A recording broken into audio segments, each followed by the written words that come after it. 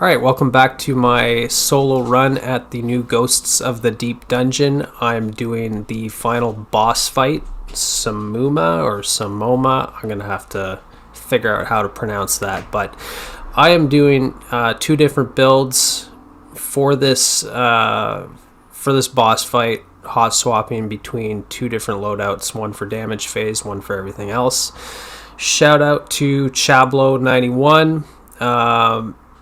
I'm kind of stealing some of his ideas here. I watched his run at this and thought he was doing something super smart with stacking armor charge, because while I was streaming this a few days ago on Twitch, I was struggling on this boss fight to do decent damage, and part of that was because I could not harvest enough armor charge to hold on to it for the damage phase. Like, I would have like maybe 10 seconds of armor charge and then I would be out, and that's 22% less damage. Not only that, but I wasn't using geomag stabilizers, so my super wasn't doing as much damage as it could, and I also wasn't using Arbalest to one-shot the boss's shield. I don't know if this is a bug. I believe it is, so I'm not real keen on using Arbalest to do this, but this is a super long boss fight, so I'm going to use every advantage I can get, and if that means that I need to hot swap to a different loadout for damage and use Arbalest and better super damage, I'm going to do that. So basically, while I'm running around doing the encounter, Risk Runner is my survivability on Stormcaller. You will have seen on Ektar, I ran around with Forbearance and Unrelenting. You know, Ektar is a smaller boss room than this one, and the ad density is greater, so it is easier to really get Forbearance going, like a waveframe grenade launcher, and just constantly kill with it. This map is a little bit more spread out. You've got a lot of moths to deal with as well. Fortunately, the Arc Soul makes pretty good work of the moths automatically. But if you do need to shoot some out of the air, a waveform grenade launcher is not really going to help you. And so Risk Runner is doing that work for me, and part of its exotic intrinsic trait is the arc superconductor, or the arc conductor. You can see I have it on a timer right now. If I get damaged with arc, and this whole encounter, like pretty much this whole dungeon, you're receiving arc damage. So when you get hit with arc and you have Risk Runner out, you get damage resistance to arc. And it puts the SMG in arc conductor mode, which allows it to basically do chain reaction damage and automatically reload the mag. So if you really get this weapon going, it's pretty insane. But the main benefit for me here was the survivability and the utility of being able to take care of flying targets and grounded targets alike. And basically transitioning from rift to rift, I have that extra damage resistance from Risk Runner, because I am using the Stag.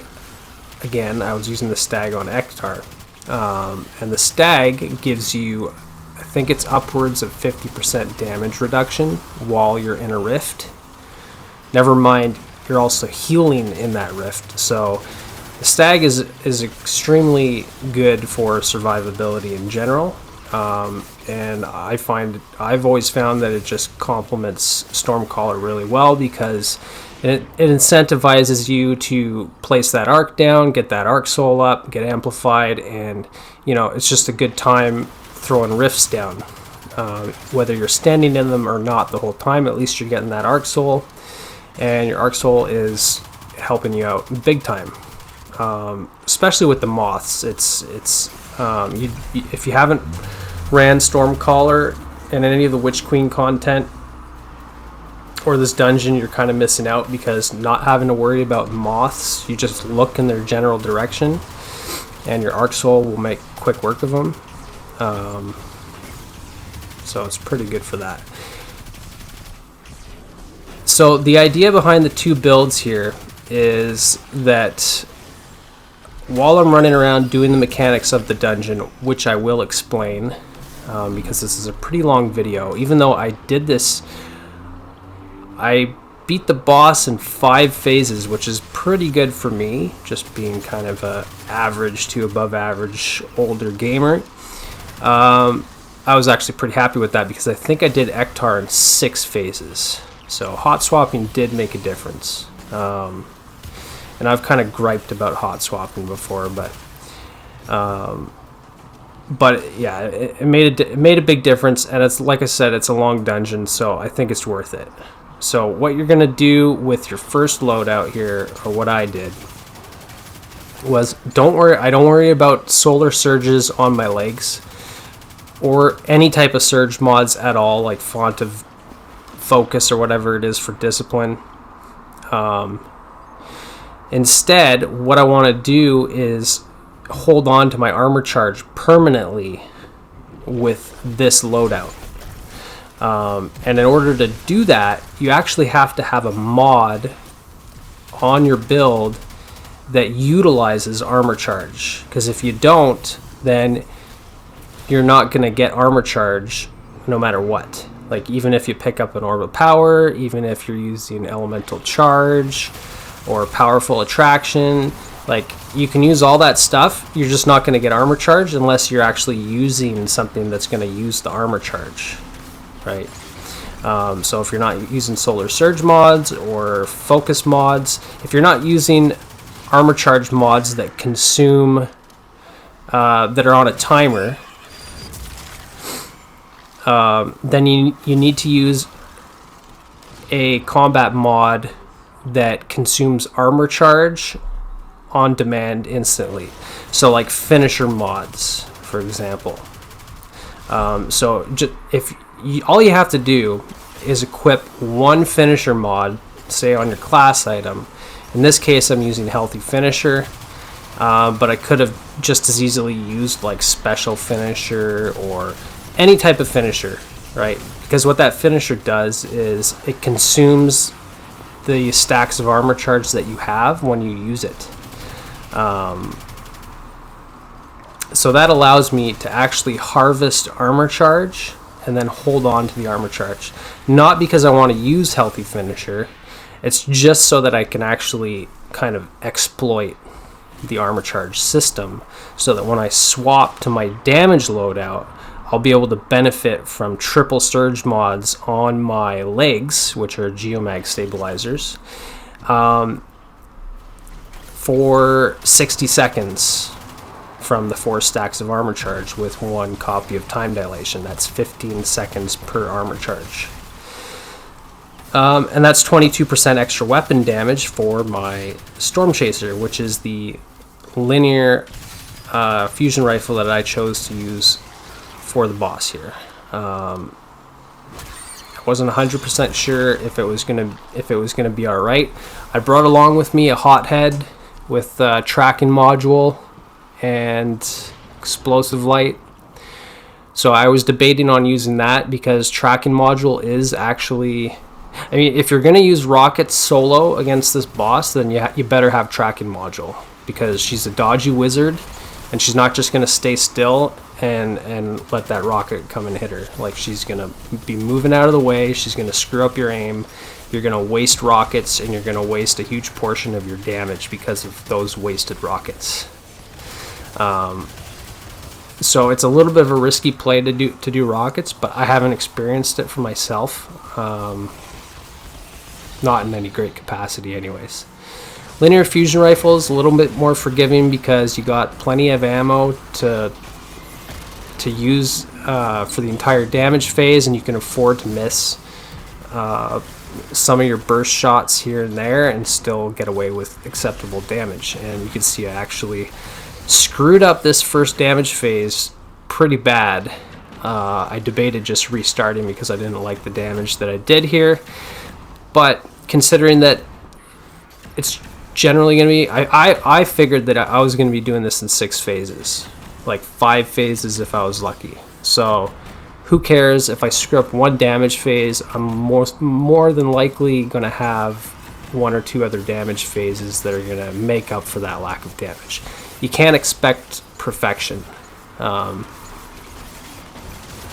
So as long as you're confident that you've got a good enough build to do the damage, like, don't stress out about screwing up a couple shots. Yeah, so I learned while I was doing damage that like some of the objects, the mapping in Oryx's chest there, like there's invisible walls that can basically eat up your chaos reach if you're not completely outside of that invisible wall. Same for your shots. So I ended up screwing a couple of phases up, hitting that kind of invisible wall, and more towards the end of this fight I was kind of accustomed to that, and so I played better positioning after that. But yeah, so basically I'm running around with the stag so that I could just stand in a healing rift when I need to, and I could pretty much absorb all the damage that's incoming, like from Warlocks the Knight, from if a bunch of moths hit me at the same time, I could still resist their damage in a stag rift.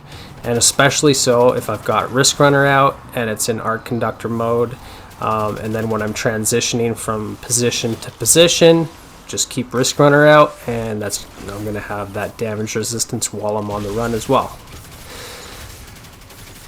And then when it comes time to do damage, the timing of the swap is kind of critical, and that's, if you're not someone that's used to hot swapping, I could see where that would be an issue, and it can take a little bit of practice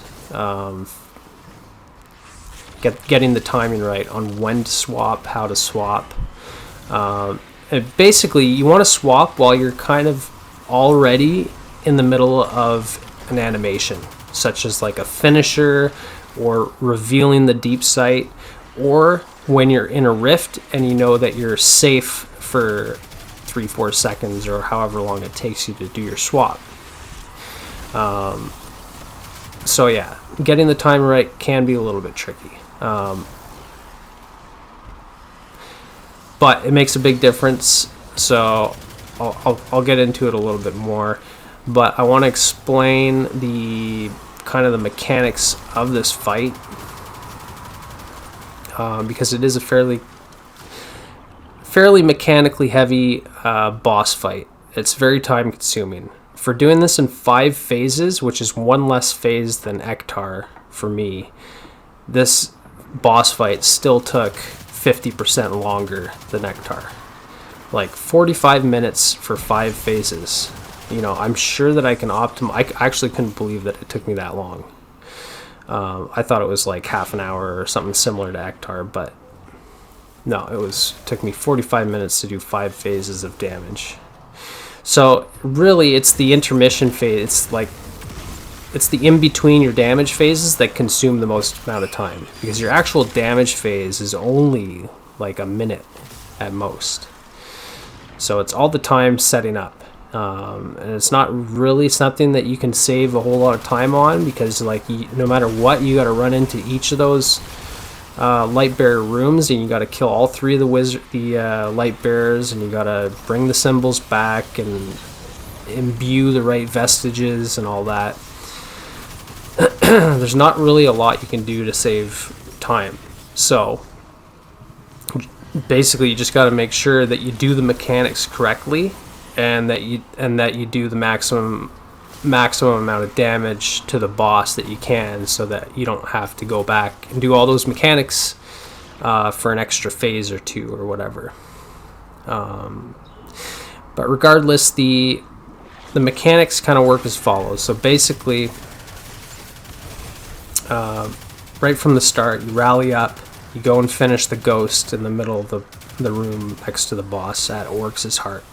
It's a really cool concept, this boss fight. Like the environment, the map, the dungeon arena, sort to say. It's Oryx laying in the sand, with parts of his body just kind of sticking out. Like you can see his head is up at the top there, and then his heart, and then his hands are sticking up, and his legs are sticking out. And basically this boss and Lucent Hive here are they're performing a ritual on Oryx. For what, I'm not exactly sure. I think they're trying to resurrect him or something. But it's basically our job to disrupt the ritual, and eliminate the hive, kill the boss. I think we're basically just stopping them from resurrecting Oryx. I'm not a lore guy, so somebody, you can go watch like Mylan or Bife if you want to know what the actual story behind this dungeon is, or feel free to leave it in the comments. But just generally, the concept is very interesting. It's intriguing. I was a big fan of the King's Fall raid that came out, the reprised one, a couple seasons ago, and fighting Oryx as the raid boss in that raid was pretty cool. So I thought it was. I just thought this was a really cool concept here. And anyways, so once we finish that ghost, and basically that's going to start the encounter. A bunch of ads are going to spawn in different locations. There's going to be 3 orange bar knights that spawn, spread out throughout the arena. So there's going to be one at the top by Oryx's skull. There's going to be one to the left of his left hand, and then one by his right hand, basically. So what I do is, as soon as the encounter starts, I work my way around killing those 3 knights. But also, I need to keep in mind while doing that, as soon as the fight begins, the boss is going to spawn like 6 or 7 moths at once, and she's going to send them out to come and get you. So basically, by the time that you are in the middle of killing that first knight, you should expect that you're going to get hit with a wave of moths. So I usually put my rift down for the first knight and make sure that I can tank that damage from the moths. Or if you're not using Stormcaller, make sure you get rid of the moths. Shoot them, whatever. Because if you get hit by 1 or 2 with all the other stuff that's hitting you, you'll instantly die. Like that was my experience doing this. The first couple times, I'm just like, what hit me? I had no idea. Just like I was just instantly dead, like 2-3 times before I realized what it was. So yeah, so she just does that once with the moths at the beginning. Then once you kill those 3 knights, there's going to be a deep site that you need to go and reveal somewhere. It's usually in the middle of the map, kind of like underneath where the boss is at the very beginning. I'm not 100% sure if it's fixed in that spot for the beginning, but basically there's only one deep site reveal to find. You need to find it, and that is going to show you a triangle, a green triangle, that's basically connecting 3 of Oryx's body parts, which I guess is what the Hive are using to cast the ritual. And so that is telling you that you need to disrupt those 3 points, basically. So then there's this guy that's running around, WARLOCK. While you're running around trying to disrupt the ritual, WARLOCK I can't remember what the rest of his name is there, but he's a yellow bar knight. He's kind of glowing white, and he'll be up by himself, and he'll be chasing you around, and he's going to follow you to each one of these, to each one of Oryx's body parts, and you need to kill him. And when you kill him, he's going to respawn, and then he's going to follow you to the next spot. So basically, your job is to kill WARLOCK while you're within the green circle that appears at the body part that was indicated by the green triangle, right?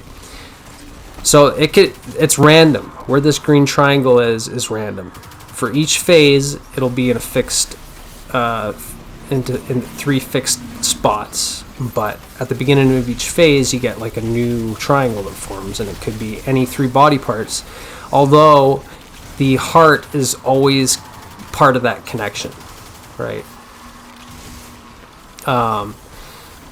So what you need to do is you first need to go to the symbol, to one of the locations where the boss is not at. It doesn't matter. There's no specific order that you need to go to these circles to kill WARLOCK. You just need to do it in all 3. But you can't do it. You can't kill WARLOCK in the circle that the boss is currently stationed on. So usually the boss will start off like stationed at the heart. So just go to the other 2 spots, kill WARLOCK while you're within that green circle. WARLOCK does not have to be there. You just have to kill WARLOCK while you're inside the circle. And so when you do that, you'll get a buff on the left side of your screen. So let's just wait and see, because I don't want to give you misinformation. WARLOCK is slain at the left foot of Oryx. Okay, so we did it. Warlocks must have died to jolt damage or something behind cover, because I didn't see him die, but there's always there's always a text on the left side of your screen that indicates when any of the mechanics of this fight are kind of ticked off, basically. And so the purpose of killing WARLOCK at those locations is to find out what the symbols are related to those 3 points of the triangle. There's going to be 3 random symbols, one above the heart, one above the other 2 body parts. You need to take note of what those symbols are, and then you need to go into the 3 lucent, or the light bearer champion kind of rooms, right? So there's 3 rooms. I think that there's 2 entrances to each room. So you go through the methane here and you swim, and you'll get in, like right now I'm on my way to the acolyte room. So the acolyte is always in this top room. The warrior, like the sentinel, is always in the far room, and the stormcaller or warlock, the wizard, is always in the room that's closest to the entrance to the boss fight, or to this room. So when you go in here, you see there's a symbol. That's what I'm calling 3 dot. And okay, so as soon as you finish the ghost, the symbol disappears. So you might screw this up a few times and kill everything in this room before you even thought to check what the symbol was, and then you go back to the main arena and you can't remember what symbol you just got. Right? You're not actually picking up the symbol. You're picking up the vestige of an acolyte. Right? So I got 28 seconds left with vestige of an acolyte. I need to dunk on the point of the triangle that relates to the vestige of the acolyte. So I took note that it was 3 dots, and I dunk on that point in the triangle, and that part of the mechanic is complete, right? So the ritual just weakened. So I need to do that for all 3 points. If you dunk on the wrong symbol, you die. and you may have seen that I had to reveal another deep sight in order to actually do the dunking.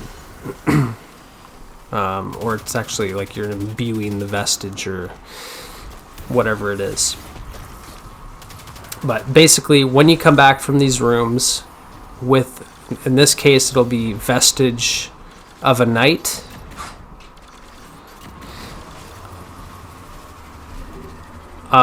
When I get back into the main room, I have to find, my first priority is to find the deep sight, because the deep sight is always going to be in a random spot. And after you come out of each one of these rooms, the deep sight changes positions. So, look, okay, I just got the finisher. I got vestige of a night for 56 seconds. That's how much time I have to actually get rid of this vestige by dunking it on the right point in the triangle. So now I'm looking for the deep sight, because I need to reveal that in order to actually do the dunk. Right, so I get to the deep sight, I put my rift down, and then this is the symbol right here. Done. Control of the ritual wanes. Okay, so I should have one symbol left to do here. Now you may have noticed that I'm actually saving the heart for last. So the heart is V, or some people call that pizza. So I always take note, basically, of when I reveal the symbols above the triangle. The only one that I'm really concerned about, that I need to know, is the one above the heart, because I know that I want to save the heart for last. You don't have to do that. It's just that the last symbol that you dunk on, that's going to be where damage starts. Damage starts as soon as you dunk that last vestige. Right, so I have vestige of a wizard here. So now I'm getting ready to go back and do damage, and I'm choosing to do damage at the heart because there's actually a little bit of cover inside of Oryx's heart. Although, like I said, it can be a bit glitchy with invisible walls, so you just need to make sure that you're kind of clear of the walls of the heart, like of his rib cage, when you're doing your super. So I find the deep sight, I put my rift down, I throw a grenade. What I'm doing right now is I'm trying to kill all the ads in this room, so that when I start damage, there's no more ads up. And then I swap my loadout while I'm in my rift, and then I reveal, and then I get to the black orb, I imbue it with the vestige, damage starts. So I did my swap, immediately switched to Arbalest, pop the boss's shield, and then I've got extended chaos reach from Geomags with thunderous retort from the seasonal artifact. So that's like, it does massive damage. And then it's just Storm Chaser.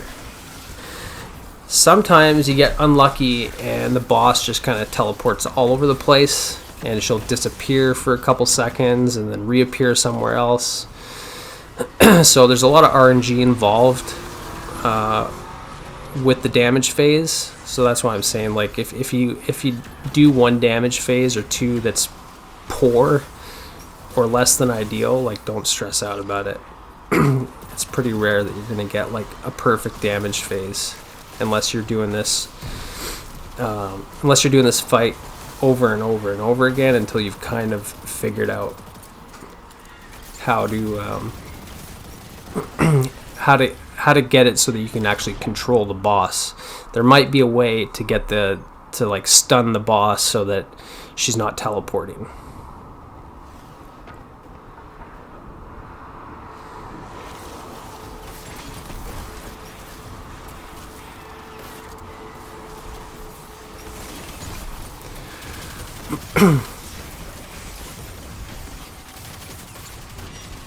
Yeah, so, and I'm spamming my rifts as much as I possibly can. So like when I go to start damage, sometimes I'll put a rift down right before I imbue that black orb with the vestige.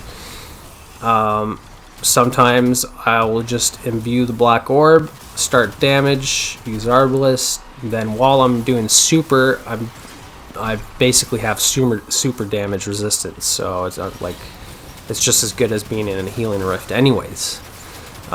So if you want to be super efficient about it, you could possibly just always wait until your super is done to put your next rift down. And then if I can, I hit her with a grenade, because my grenade is going to get me my rift back sooner, because I'm using bolstering detonation and focusing strike with 100 recovery. So it can be pretty hard to hit her with your grenade, but if you manage to do it, you're pretty much going to guarantee that you'll get another rift for damage phase. Okay, so one important part I left out here, while you're connecting the dots and trying to figure out the symbols, after you kill Warlocke in a certain circle, then you're gonna have to go and you have to go line up the site, like the hive symbol with the circle. You basically just go to one of the other circles, and then you look back to the circle that you just killed Warlocke at, and you just line the two up, and then that's going to reveal the symbol. Right? So I just killed Warlocke here. See that circle popped up? So run to the last symbol. It lets you line these up perfectly if you go straight into where that other circle is. So like, because I was at the heart, that was actually the perfect line of sight. If you're not inside of the circles, it's pretty hard to get that line of sight lined up.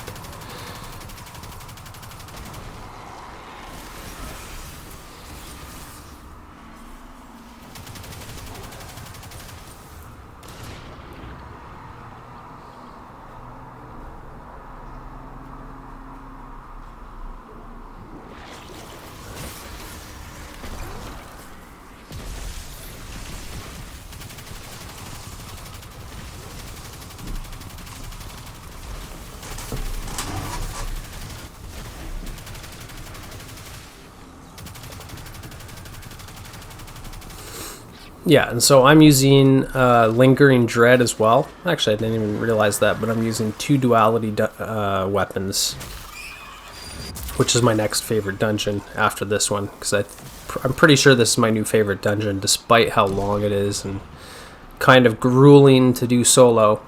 I really enjoy this dungeon. It's challenging, it's hard. It lasts a while. I think it's going to be really fun to do this in a fire team as well. Like, I'm probably going to farm this weekly now, just do it once on each character.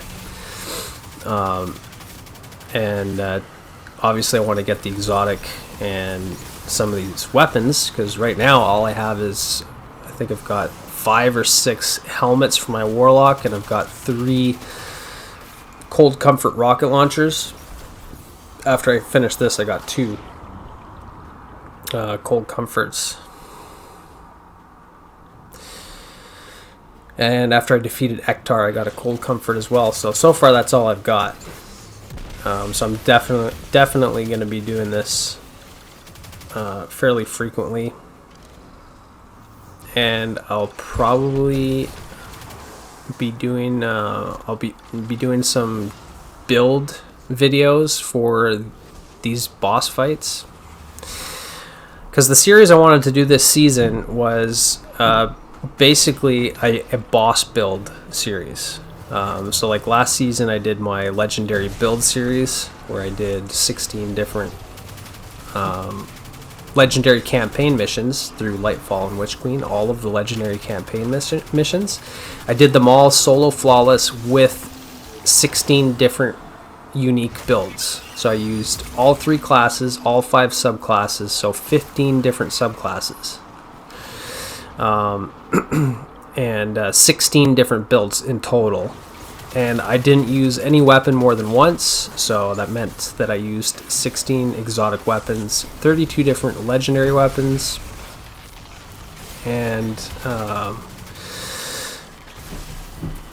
And I didn't use any seasonal artifact mods either, because I didn't really feel they were necessary for legendary campaign mission content. And just to kind of show you the viability.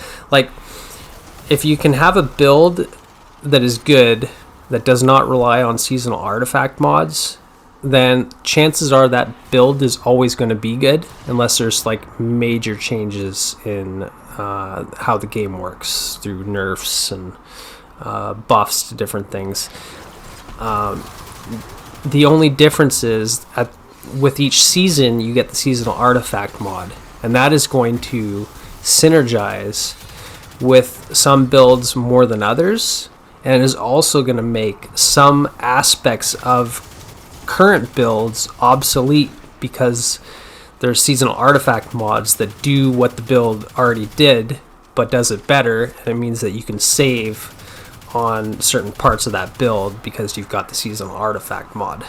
So like last season, the Gerfalcon's Hauberk build for Night Stalker wasn't as viable as it was in previous seasons, because there was volatile flow. So any subclass, any class can benefit from volatile rounds all the time, and repulsor brace, and all that. So it's not that Gerfalcon's Hauberk wasn't a good build, it just didn't really have anything that made it stand out above the rest. So in that sense, it kind of made the build obsolete for that season. Like this season, we've got some stuff with void breaches that give you overshields, which means that you could, like on Sentinel Titan, it means that you could probably get away with not using Bastion as an aspect. You can use offensive bulwark and get offensive bulwark to proc so that you can max out your grenade energy without even having to use Bastion. Like, you don't have to put a barricade down to get a void overshield. You can just go and pick up a void breach and automatically get a void overshield. So it changes the dynamic, like how the build works, right? But regardless, if I do a boss build series this season, I will most likely be using the seasonal artifact mods, like especially for fights on this dungeon for Ghosts of the Deep, because it's at 1810. Basically, it starts at 1790 and progresses up to 1810, which is, the other dungeons in the game are 1600.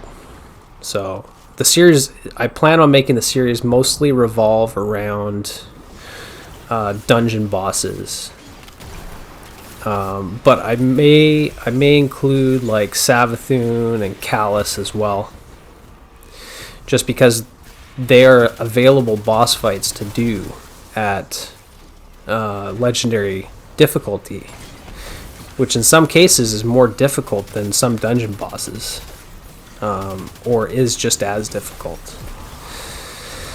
So, like boss builds won't be exclusive just to dungeon bosses, and I think that's kind of important as well, because not everybody does dungeons, but most people that do PvE will have to do some kind of boss fight, whether it's through a campaign or raids or dungeons or whatever, solo content. Like, that's kind of what I want the series to be focused on, is how to build into boss fights. So I think that'll be pretty fun.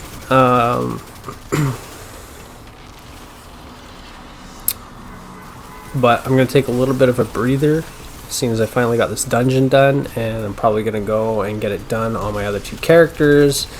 At some point, I'm going to do my solo flawless. I'm not in a rush to get it done. I think I did Spire at the end of the season. I did Duality like the season after.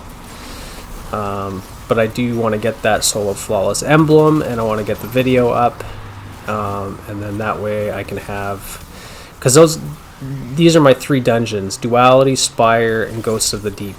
I only started playing Destiny. I got back into Destiny, I should say, with the release of Witch Queen. So the first dungeon I ever did was Duality, and then Spire, and then this one. So I'll have a solo flawless emblem for all 3 of my characters. That's kind of my own personal objective. Since I did Duality on Titan with Striker, you know, I got my Disruptor title for Titan. Yes, I can use it on any class, but it's just kind of the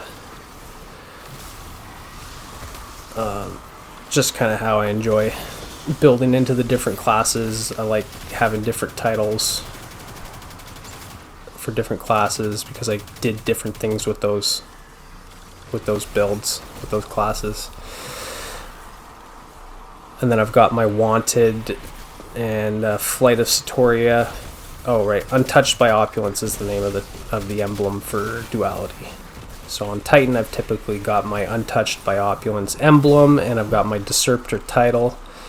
For Hunter, I've got Wanted with Flight of Satoria. For Spire the Watcher, and then for Warlock, I'm going to have I don't know what the name of the emblem is for this, but I'll have that emblem and the Ghoul title. And then when the next dungeon comes out, then I'm going to have to figure out what I'm going to do.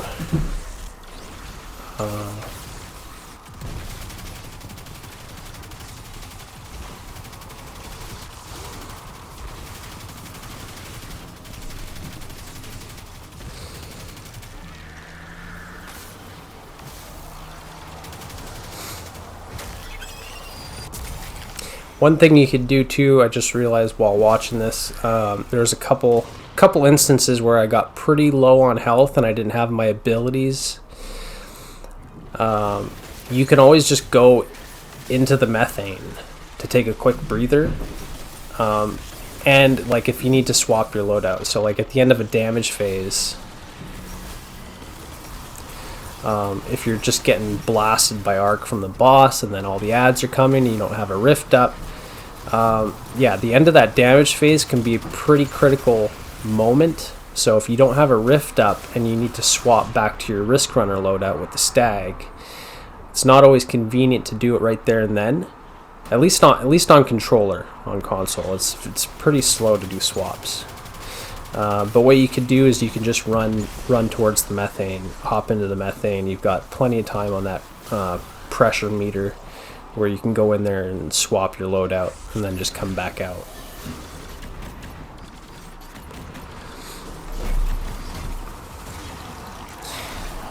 And the Knight is the only Lucent Hive that or Light Bearer, I should say, that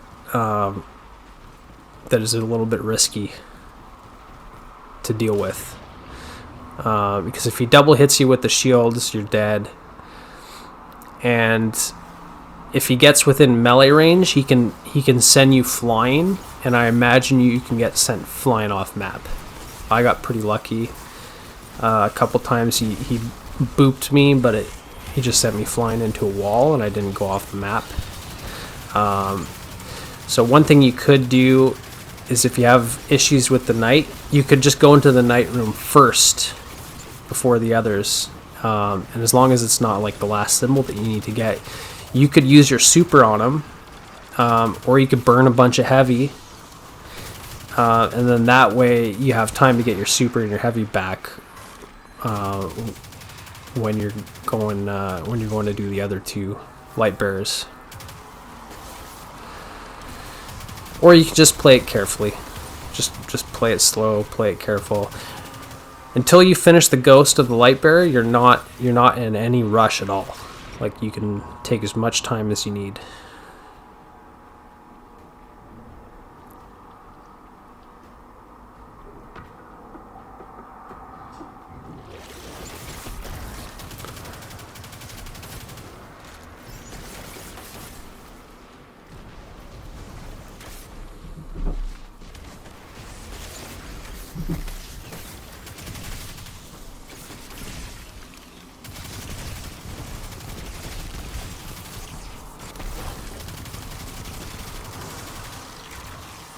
But yeah, the blinding grenade definitely helps for survivability. Just the utility of it. Whenever, just start off every fight with a wave of ads or enemies. Just start it off with by shooting a blinding grenade, and then just pull it out, shoot, stow it. I've got auto loading on it, so I don't have to worry about downtime with it, like time spent reloading. I could just quickly swap to it, shoot it, then enemies are blind, switch back to Risk Runner so that I can get that damage resistance going.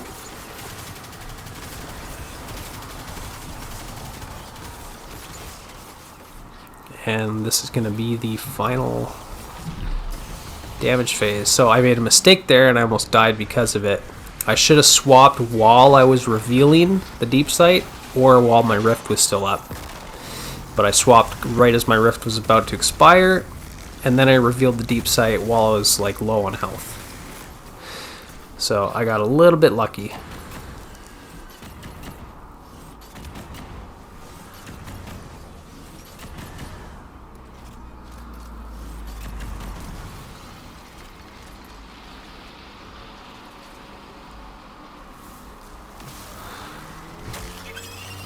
Don't forget to finish the ghost. I've heard a lot of people have actually forgot to finish the ghost on this one.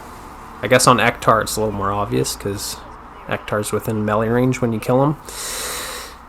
She could be a little bit far out. Maybe you won't see her ghost, but yeah, she'll respawn. You'll have to do another damage phase, so I'm told. But anyways, so that's it for my first completion runs of this dungeon. I should have some more content coming soon with different classes, different builds, and yeah, so I'll catch you guys in another video. Take care.